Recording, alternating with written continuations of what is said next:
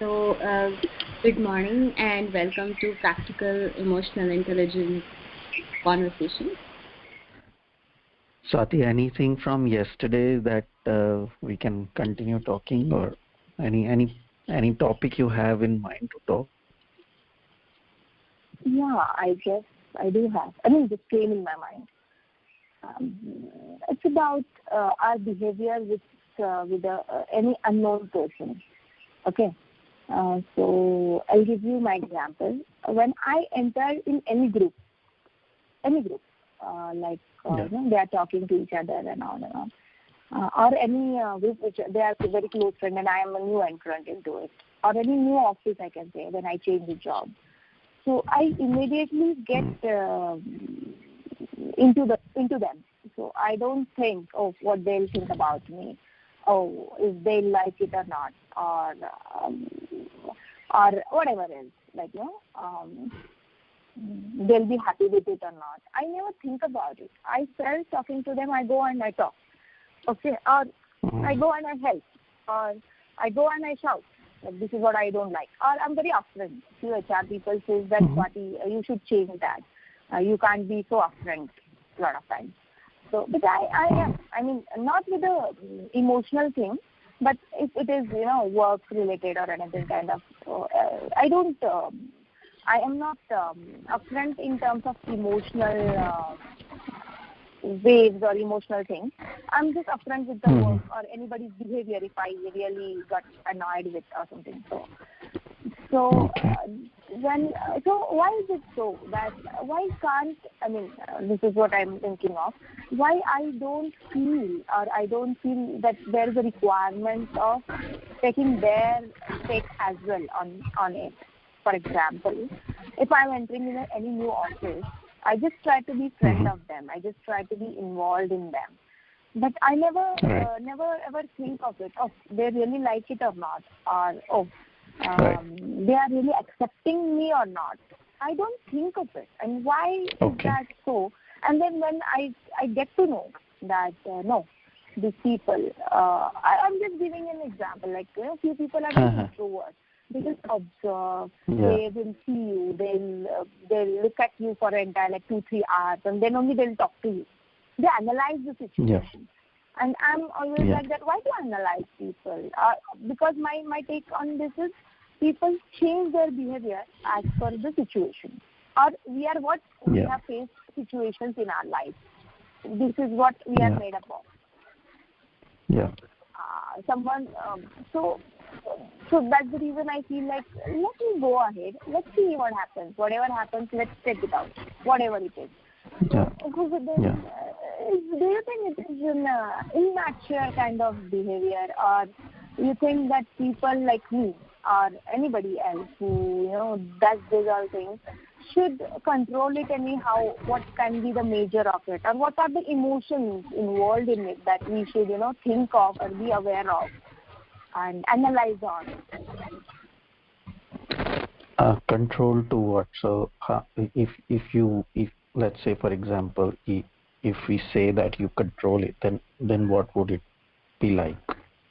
How would it be if you try to control this? Okay, so I feel if we are entering into any new group or anywhere else, I feel the ideal person will do is analyze the people and observe their behavior, observe the situations, what are they going through, and just try and understand their their past, or I can say their whatever going on in their family, or what are the relationship issues, or what are the good things they are having and their qualities. I should observe it, and then I should be open in that group. I should not just jump into it and then talk to them, and then I realize after a few days that, they are not accepting me. Why? I don't know. Few of them are accepting, few of them are not. And they are talking behind us or behind our back, kind of thing happens. So instead of taking all these regrets, one ideal person should do, analyze and then only enter, is what I feel. But I'm not able to do it anytime. I don't know. There must be people like me. I am only just trying to first of all understand the whole thing. That when you are saying that observing, um, maybe just to clarify, when you say I'm observing, what does it mean? Like, does observing includes asking questions or not? Yeah, it includes asking questions. Yeah. Because you just mentioned that I should first observe about their behavior or their background and all that. But I'm just wondering that how would you observe that if you are quiet? Okay, I'll give If you by an only example. looking at a person, yeah. No. You can't do that. Okay, I'll tell you. So I have one colleague in my office. I'm a HR. So there are 15, 20 people sits in my corporate office. Okay. So I'm the only person in that office, HR, because my rest of people sits in other locations. So as a team, I don't have any team there. So these are my people. I have to deal with them. So there's one colleague of mine. He might be 35 or something. He's into, he just sits next to me, okay? So I tried to, talk to everyone, not only him, everyone. Yeah. But I always found he don't talk to anybody. Or at work, he's very particular. If he needs something, he'll call back to me. He'll ask me. He'll ping me. But while speaking or while sharing anything, he don't have any views on it.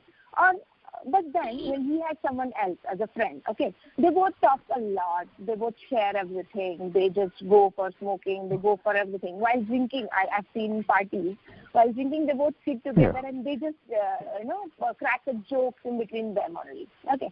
So then later on, after a few days, what happened? I tried to talk to them, and later on, after a few days, he had a call. Okay, he had not observed me that I am in conference hall. He was just out of conference hall. He was talking to his family members about some issues. Okay, family issues.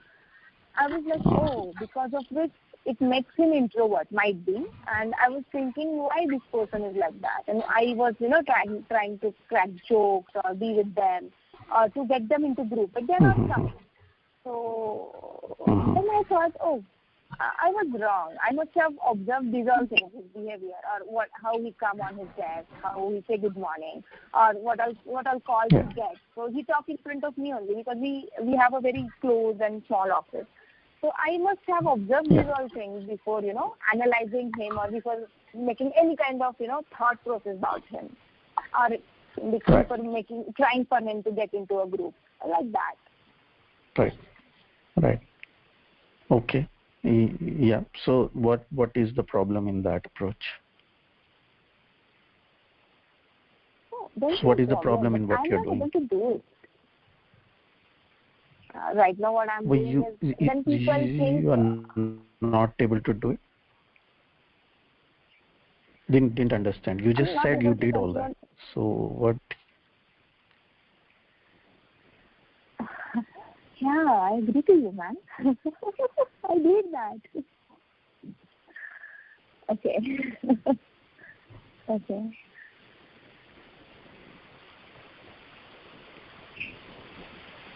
So I feel, what I meant for it is, when I go upfront and I just talk with person, or I just, try to get things according to what it should be, ideally. Some people take time. No, just one question is, how long you know this person? How long you know this colleague for? Right now, 1 year. 1 year. And the other friend you talk about that they are very close. How long they know each other for? They are 3 years. 3 years they are together. Yeah, so that you have to consider, take into account as well. Yeah.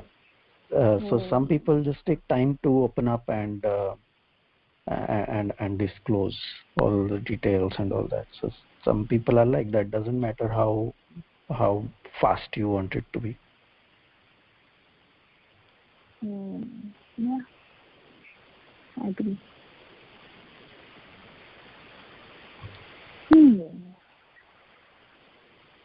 So you feel that you should be whatever you are?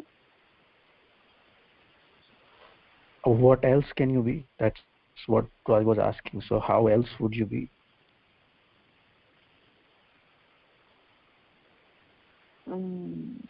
See, one thing from my personal experience, I can say this, that doesn't matter how we are, not everybody is going to like it. Yeah, that I agree. Yes. Yeah. So then what would you change to? That is my question. Doesn't matter what identity you pick. There will be someone who will not like it.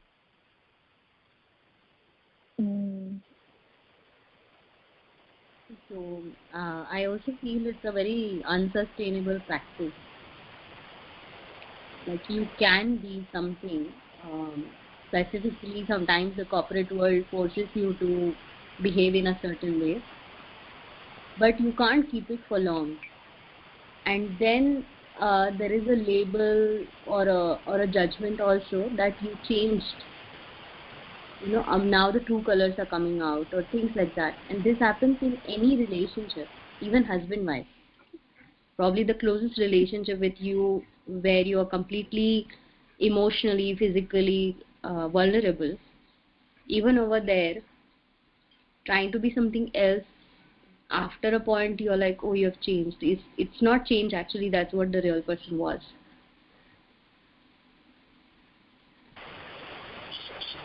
Yes, I agree.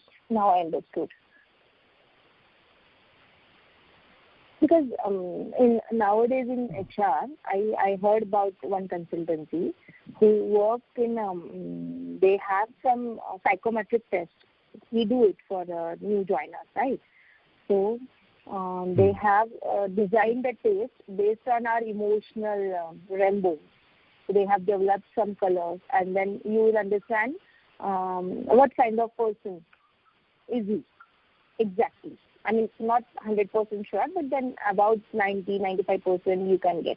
Because what happens, normal psychometric test asks you a lot of questions, 100 of questions. And it happened to me, a very renowned organization had taken my test, and then my boss and I were disagreeing to it. But this is not my qualities, though they had came in the picture, but this is not my, because that depends on in what mood you are giving that test. Okay, so then this person came to me. I have not gone through it, but then this sounds interesting, that you understand a person in a without any definition. You understand a person because that person doesn't know what it is.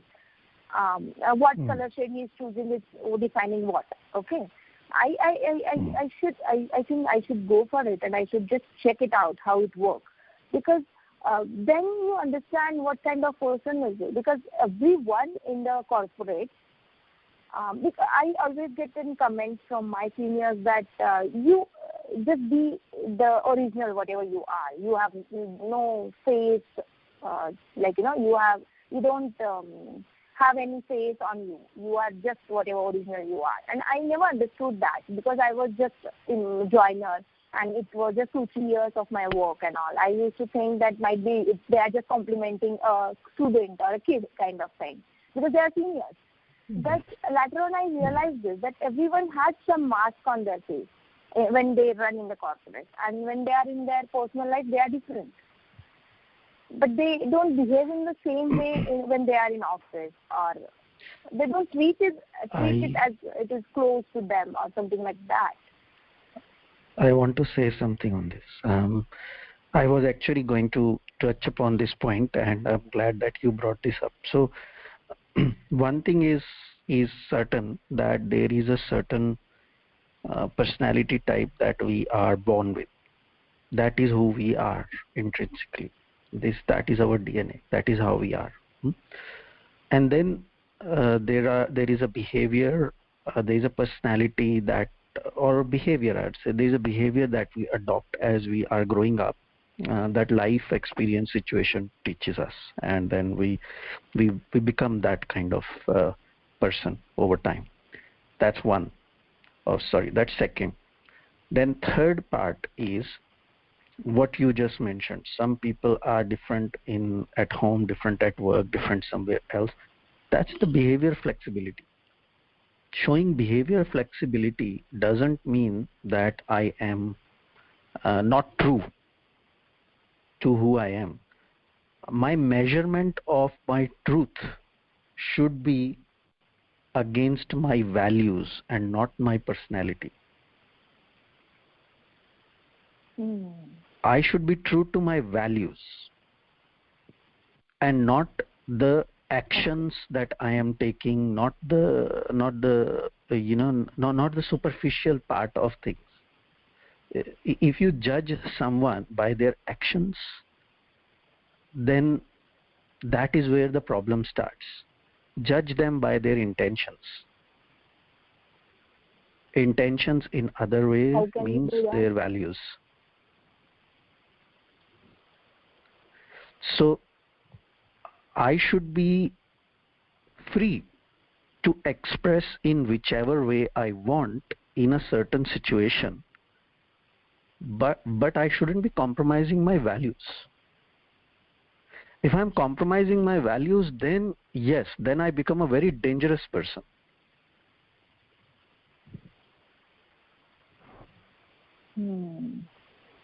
I become a manipulator.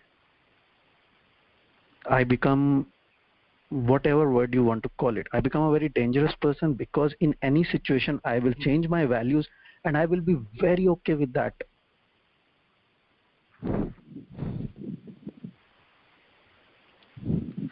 So intention is what you need to judge people by, not actions, not by saying that the person behaves like this at home but then behaves like this here and or there. They have that freedom of choice, that how they want to act in that situation, in that scenario, with the kind of people that they are. Just because they are acting differently, behaving differently, you cannot just say that this person who is the true person. Is the true person that one who is at home, or is the true person that one who's at work? You cannot just say who is the true person. Is the true person this person who's sitting next to me and not talking too much and not only just apne kaam se kaam rakh raha and all that? Is the true person that who's going out with his friend and smoking and having a laugh and talking to that person? And so why judge the person based on their actions? Why are they not true in both cases? Why do we want this one person to behave one way everywhere, and only when they are consistent, then we will say that that's the truth. Otherwise, they are not true. Otherwise, they are, I don't know whether I can trust this person or not, because in one situation, this person acts like this, in another situation, this person acts like that. Why that criteria?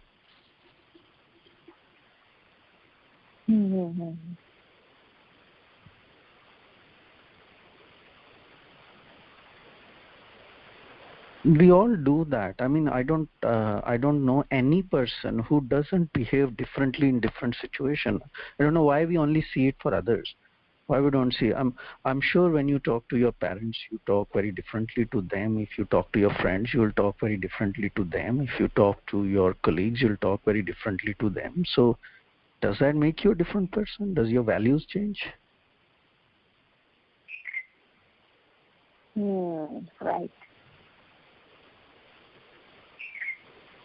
Are you a very, very caring person at home, and all of a sudden, as soon as you come to your company, you become like very nasty person, don't care at all, whatever happens to whoever, doesn't matter, I don't really care and all that? Do you become like that kind of person? If you're caring, you will be caring everywhere. Yeah. So if care is important for you, if that is one of your values, to care about other people, then that is what you need to judge on the basis of not the expression of it. Expressions can be very different.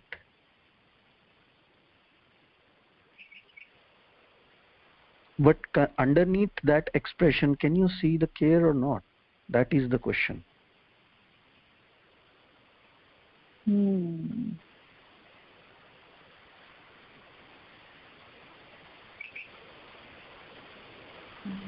For this behavior and how natural this is, I anyway wanted to share this movie a few days back also, because this topic came up, I think, in the first call when we were doing practical emotion. In the first call, yeah. I think you should listen to the first call recording. Yeah, we talked about this for an hour. Okay, I'll do that. That is like, Okay. that has many more perspectives also. And I mentioned this movie, now I'll post it on the group. It's called Zelig. And it's a very old documentary about a guy who became a famous celebrity in the 1920s. So this movie was made in 1983. And 1920s he became popular because he could adopt to anybody and anywhere, however the people are. And he starts doing that all the time, and he becomes very, very popular. Because and then, psychologists and doctors are, puzzled that how is he able to do that. So this is something really will help you think about this topic further. So I'll share that link on the group for everybody also. Like I could have shared in the chat box, I was just about to, and I realized that we talked about this, and it's better, so I will just post that link. Hindi में एक word है, I think what Ambika mentioned on that one. Hindi में एक word है, उसको बोलते हैं बहुरूपिया. Have you heard of that? Yes. Yes.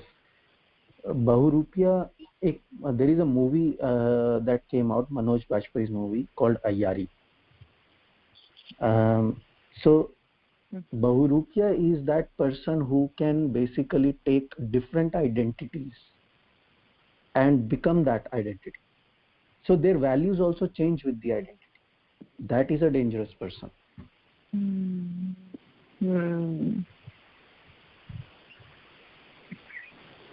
When they assume a new identity, they will wear different clothes, they will have a different name, they will completely be different people, which in psychology language is also called schizophrenia. Multiple personality. Yeah. Because when I recruit someone now, because technical people are there to analyze his technical skills. Being a HR, I don't get into all these things only where that position is admin or HR or related to me, then only I ask for technical things. But most importantly, I think about their behavioral skills. So we say it as a behavioral skills. I talk to the person very openly. Like I just wanted to understand that person, like what he is exactly. He is the right to fit to my organization, my people, my organization's culture or not.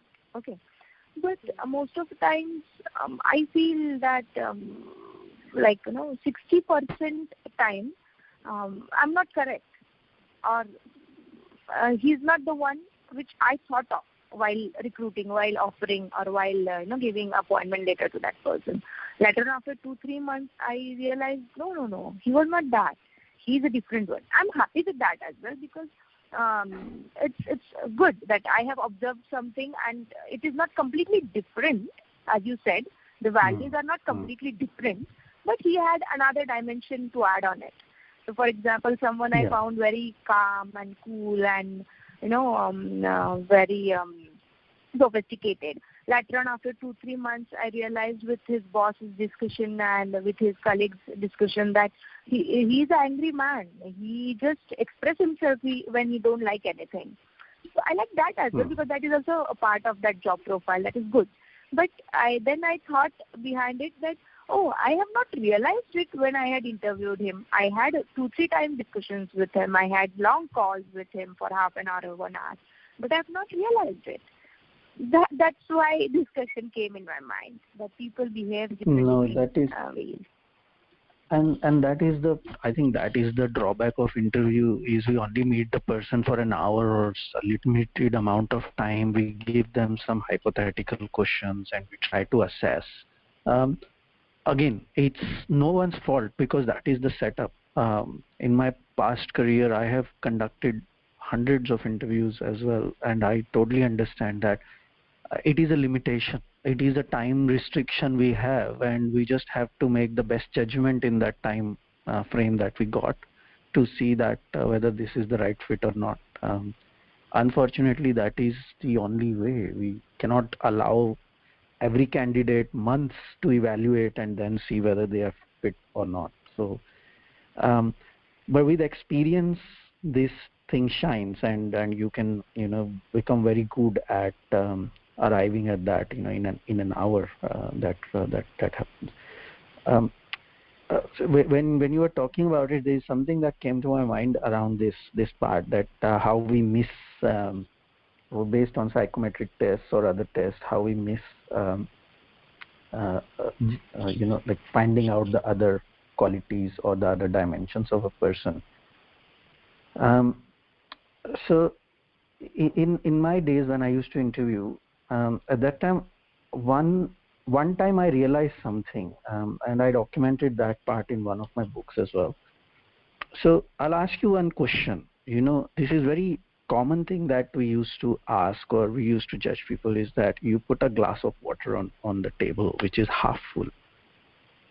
What does it mean?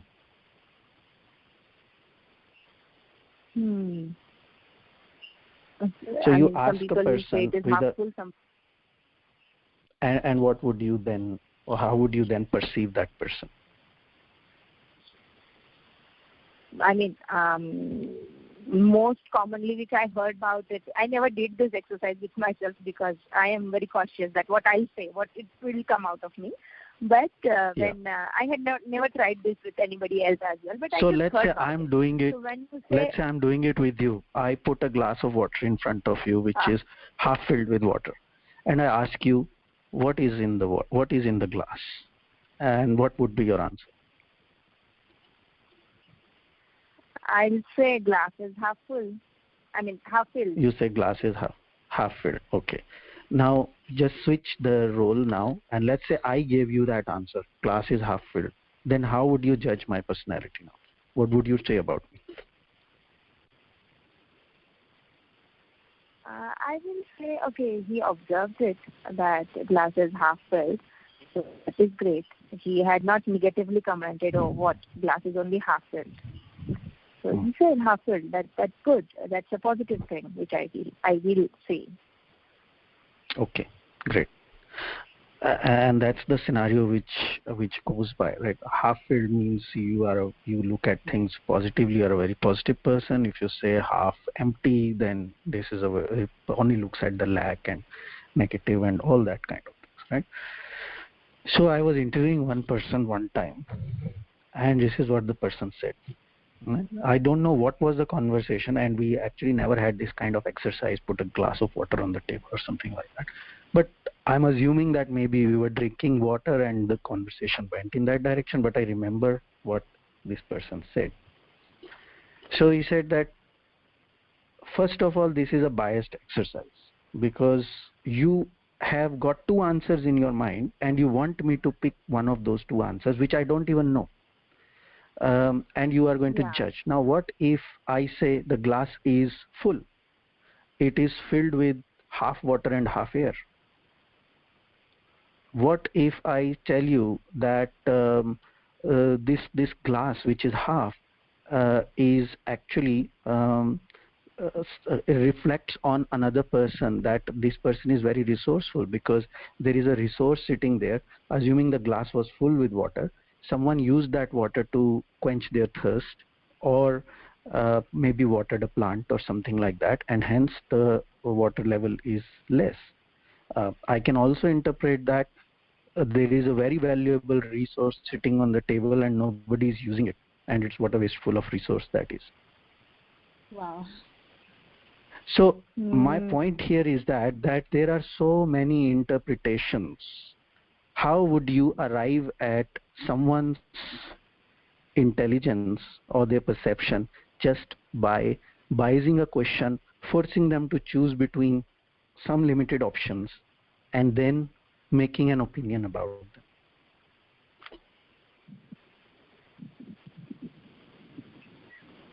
Yes. And this is the reason why we find out about other qualities and other dimensions of a person later, because we already forced them to answer questions in a certain way when we were interviewing or talking to them. We made a judgment about their image, we made a judgment about who this person is, and later on, when the person has all the freedom to express them in whichever way they want, we find it strange, although that whole setup is strange. Yes. Because right now the person is free to express in whichever way. How is it strange to me to think why the person is behaving this way? Why shouldn't he? Yeah.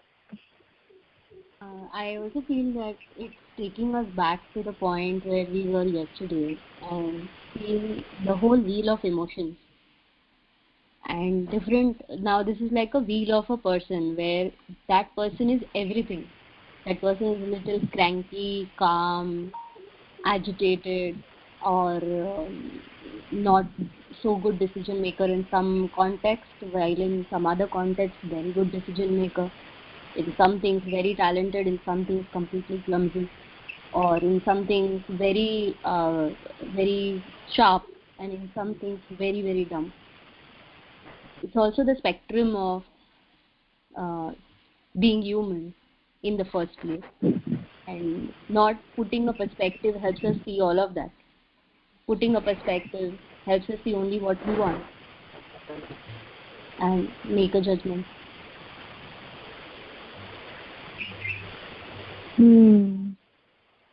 But still, I feel this exercise will be situational. Like, At what time I'm analyzing or I'm doing this exercise will also affect a lot.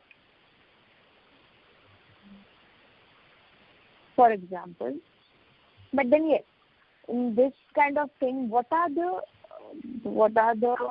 values, or what are the beliefs, I can say, will not change.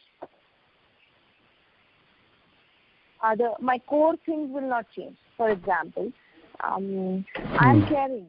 So though I'm in any situation, that will come out that she is caring. Yeah, true. That is exactly, that is what I was also pointing to, that that should be the only measurement. So sometimes care can be shown in terms of nice behavior, and as you said that this person sometimes is very angry. So the anger could be from a care point of view as well, because something is making him upset and he cares about it. But if we are only looking at the behavior, then we find it surprising that how come I thought that this person is very calm and controlled and always this and that, and fine, like he is calm and controlled because things are fine, under control, and he can still show the care. But when things are not and he cares about it, then problem would be that if he stays calm and control when he shouldn't be, that is when you should be questioning, not the anger.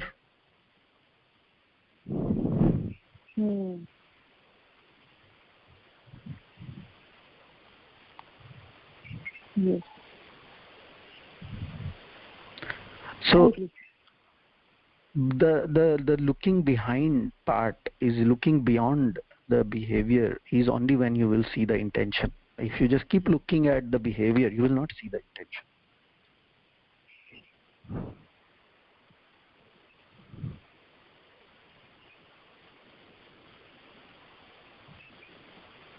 Once the intention is seen, and again I'm just changing the word or interchangeably using intention and value here. I mean both the same thing. Value and intention is both the same thing in this context as we are talking. So yeah, something which is of value to me, then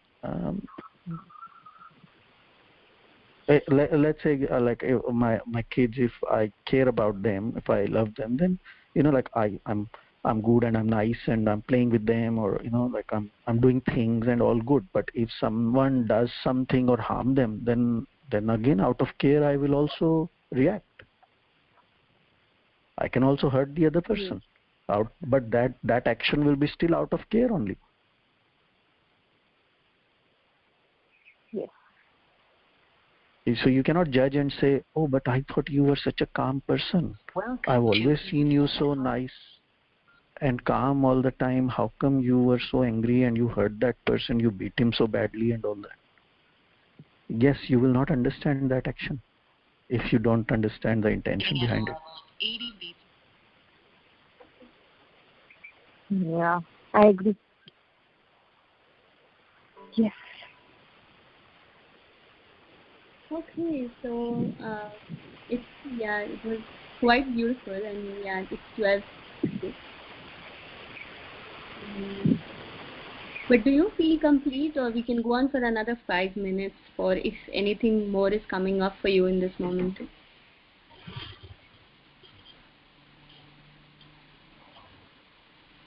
Swati? Yeah, yes, Ambika? I'm saying, do you feel complete in the moment, or do you want to go on for another 5 minutes? We can stay. No. I am feeling. I got what it is. The essence of it, I got it. Sweet. Okay, great. And I'm happy about it. Okay. So, fine. Thank you so much for joining the call today, and it was quite an eye-opener, and I'm sure a lot of people will relate to what you just shared. I also appreciate that you wanted to share from your heart, and that requires courage, I see. So thank you for that, bringing authenticity in this space. So, and I hope to see you tomorrow again. Yes? Okay. Yes, see you tomorrow. Thank you. Thank you, Sachin. Thank you, Ambika. Thanks. Have a good day. Bye.